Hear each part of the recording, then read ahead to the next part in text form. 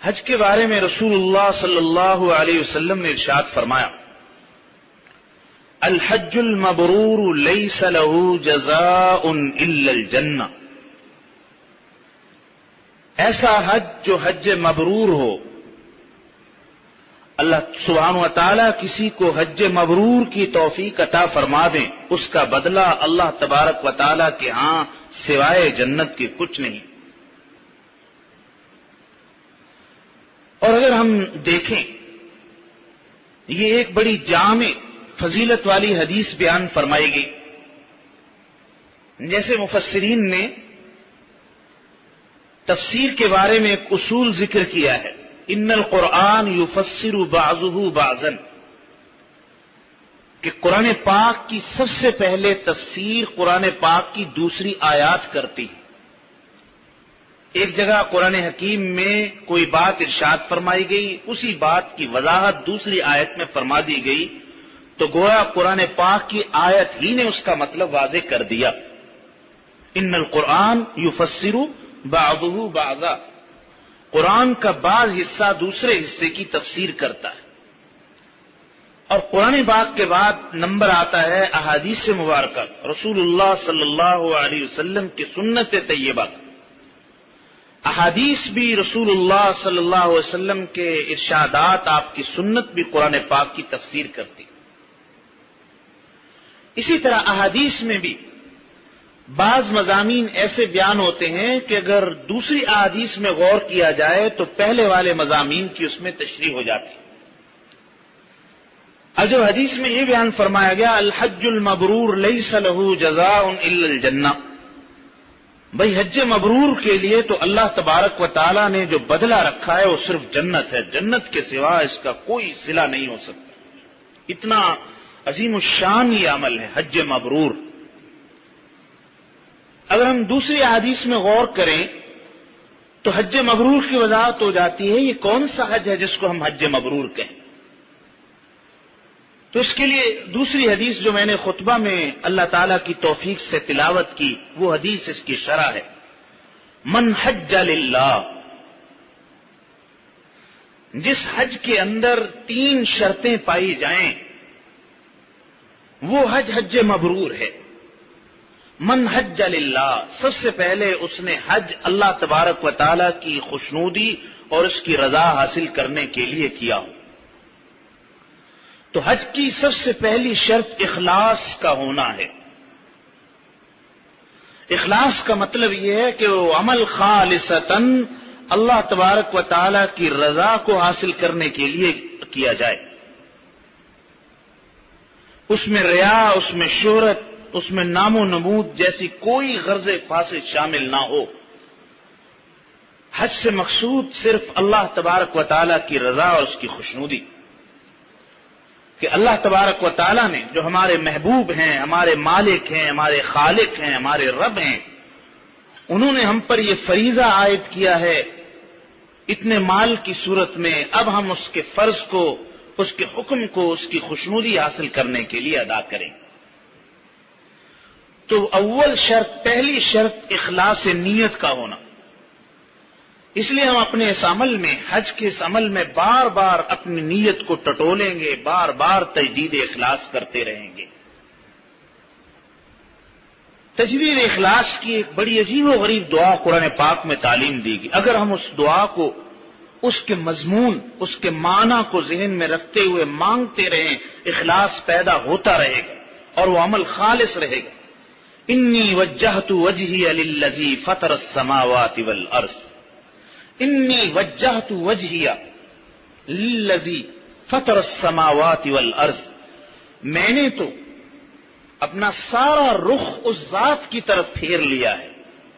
اب میری توجہ، میرا مقصود، لا مقصود الا اللہ، لا مطلوب الا اللہ، لا محبوب الا اللہ، لا الہ الا اللہ، میں نے تو اپنا سارا رخ اس ذات کی طرف پھیر لیا ہے جس نے آسمانوں کو اور زمین کو پیدا کیا، حنیفاً، ہر طرف سے کٹ کٹا کر پوری یکسوئی کے ساتھ میری توجہ ایک ہی ذات کی طرف، اور میں اللہ کی ذات کے ساتھ اللہ تبارک و تعالیٰ کی ذات اور صفات میں شرک کرنے والوں میں سے ہرگز نہیں.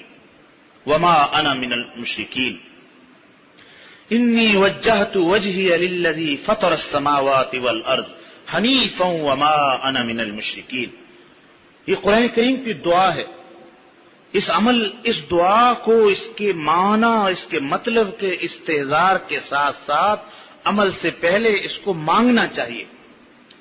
اس سے اس عمل میں کامل اخلاص کی دولت حاصل ہو جاتی ہے. تو حج مبرور کی پہلی شرط وہ حج اللہ کی رضا کے لیے ہو، من حج للہ.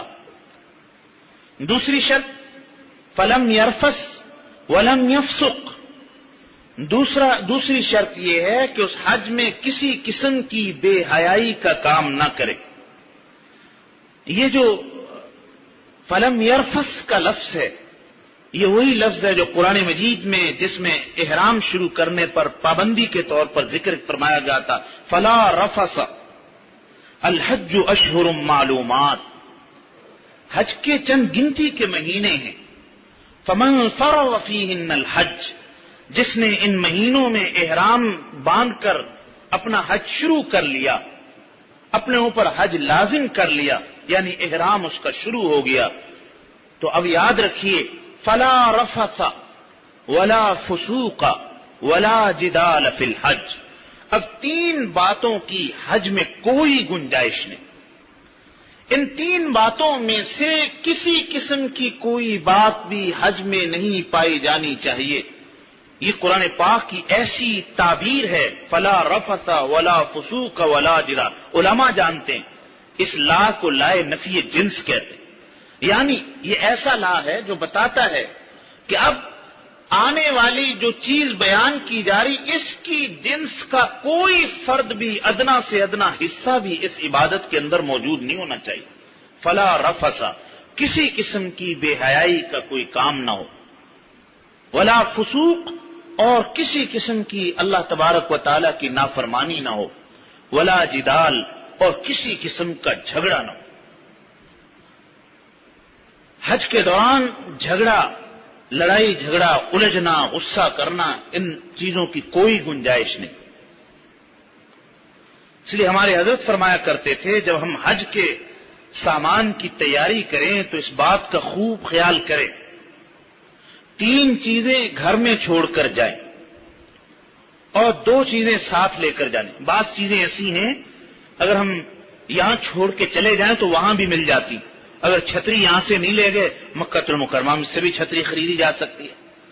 یہاں کوئی ضروریات زندگی میں سے چیز نہیں ملی، وہاں مل جائے گی. لیکن بعض چیزیں یہیں سے، پاسپورٹ یہیں سے لے جانا پڑے گا، وہاں نیا پاسپورٹ نہیں ملے گا. پاسپورٹ، کرنسی، پیسوں کا انتظام یہیں سے کر کے جانا پڑے گا. اسی طرح حج کی اس تیاری میں روحانی طور پر اس عمل میں اللہ تبارک و تعالیٰ کی رضا حاصل کرنے کے لیے، اپنے حج کو حج مبرور بنانے کے لیے قرآن و سنت کی تعلیمات کا خلاصہ اللہ کے ایک برگزیدہ بندے نے اپنے سادہ لفظوں میں بیان فرمایا. 3 چیزیں ساتھ لے کر جانی اور 2 چیزیں گھر چھوڑ کر جانی. 2 چیزیں ساتھ لے کر جانی اور 3 چیزیں گھر چھوڑنی. آرام، طعام اور غصہ گھر چھوڑ کر جانا. آرام، طعام اور غصہ.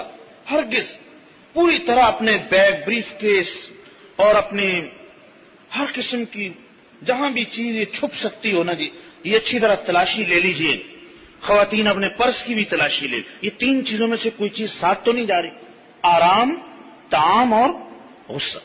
اس کا یہ مطلب نہیں کہ وہاں آرام نہیں ملے گا، آرام ضرور ملے گا اور طعام بھی اللہ تعالیٰ یہاں سے بڑھیا عطا فرمائیں گے.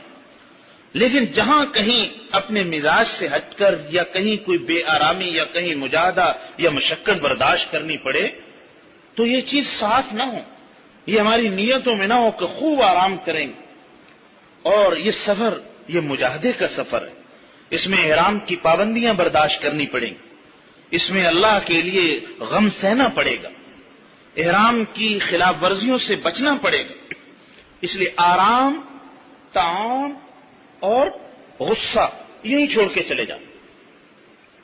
اور دو چیزیں ساتھ لے جانی، حوصلہ اور سخاوت، برداشت، حلم اور حوصلہ بہت زیادہ ہو، قدم قدم پہ حوصلہ ہو، ذرہ برابر بھی ناگواری اور غصہ قریب نہ آئے، کسی سے کوئی جھگڑا نہ ہو، الجھن نہ ہو، اور سخاوت، سبحان اللہ اتنا جامع لفظ ہے۔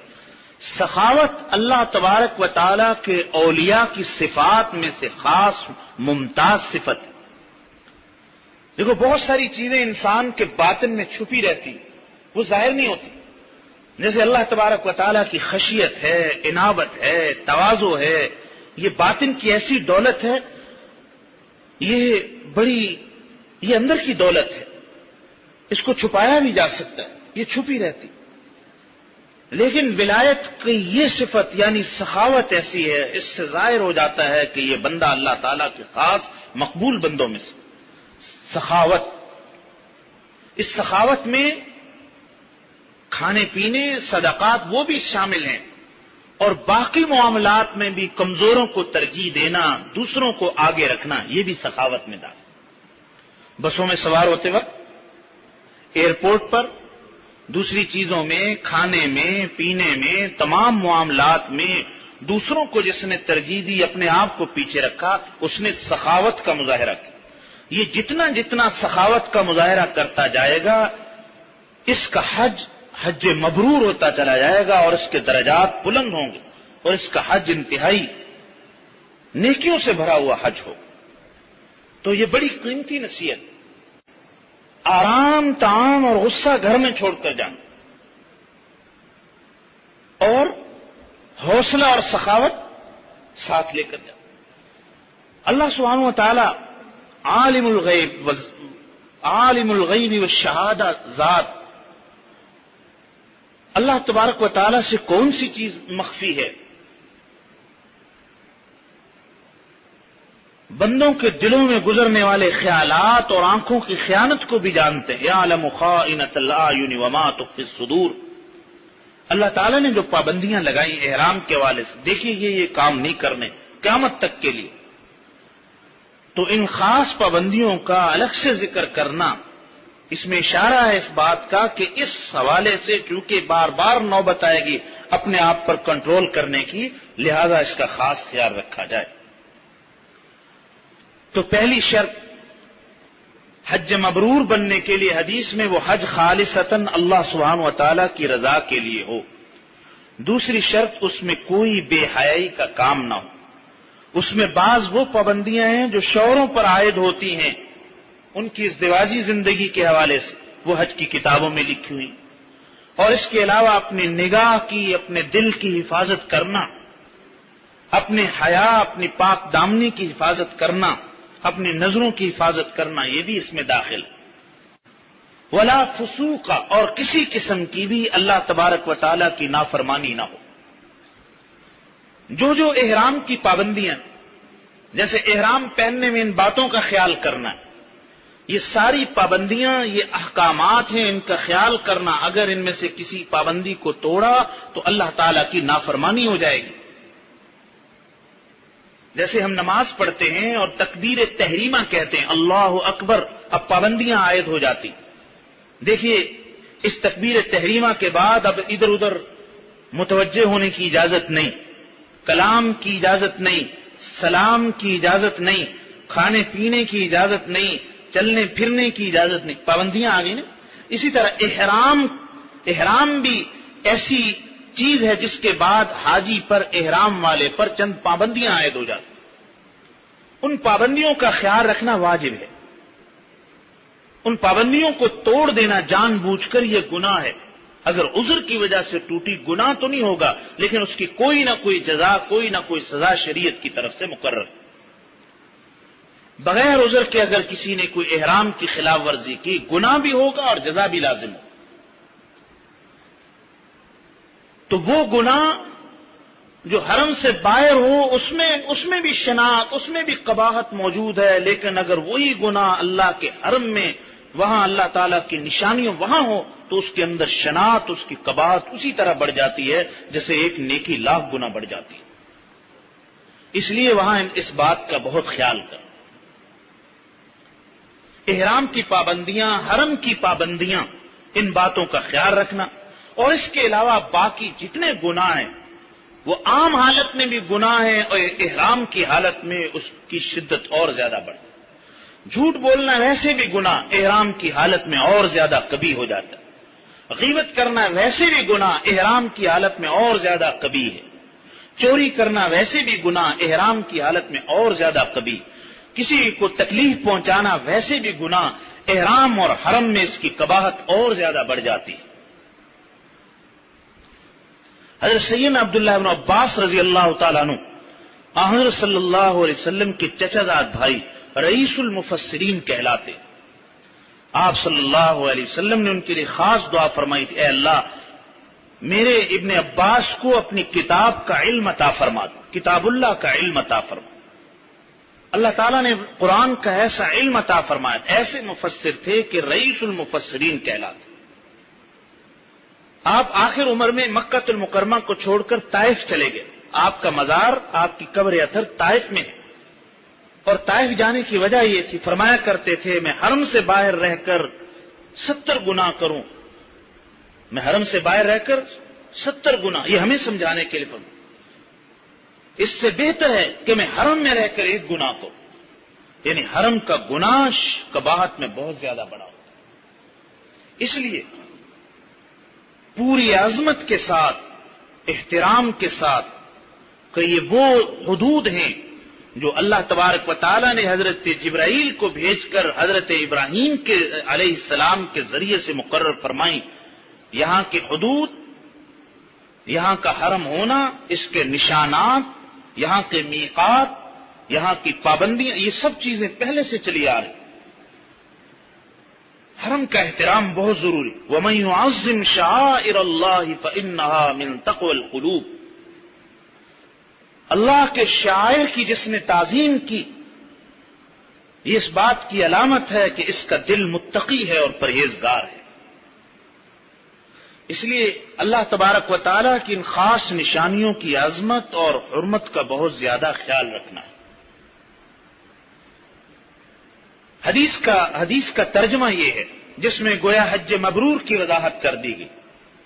جس شخص نے بھی اللہ کی رضا کے لیے حج کیا اور حج کے دوران کسی قسم کی بے حیائی کا کوئی کام نہیں کیا اور اس نے کوئی اللہ تعالی کی نافرمانی نہیں کی، رجع کیوم ولدتہ امہ، وہ حج کے بعد گناہوں سے پاک صاف ہو کر ایسے واپس لوٹے گا جیسے آج ہی اس کی ولادت ہوئی۔